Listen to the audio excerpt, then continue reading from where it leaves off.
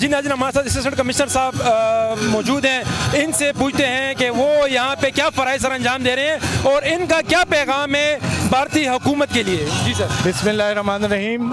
میرا نام سید بشارت حسین ہے اور میں یہاں as a assistant commissioner Cantt posted ہوں، اور اس وقت آپ دیکھ رہے ہیں کہ یہ ایک ریلی جو ہے یہ پشاور کے غیور شہریوں کی طرف سے جو ہے وہ انڈین ایگریشن جو کہ 7 مئی کو ہوا تھا اس کے خلاف جو ہے یہ منعقد کی گئی ہے، اور اس میں آپ پشاور کے لوگوں کا جوش و جذبہ اور آپ دیکھ رہے ہیں کہ کس طرح لوگ جو ہیں جوک در جوک اس میں شامل ہو رہے ہیں اور انڈیا کے خلاف اپنا احتجاج ریکارڈ کروا رہے ہیں. سر چونکہ آپ کا تعلق ضلع انتظامیہ سے، اللہ نہ کرے کوئی ہنگامی صورتحال ہوتی ہے تو اس کے لیے کیا اقدامات آپ نے اٹھائے ہوئے ہیں؟ جی سر، سب سے پہلے تو 1122 کو ہم نے بالکل جو ہے ان کے ساتھ میٹنگز کی ہیں،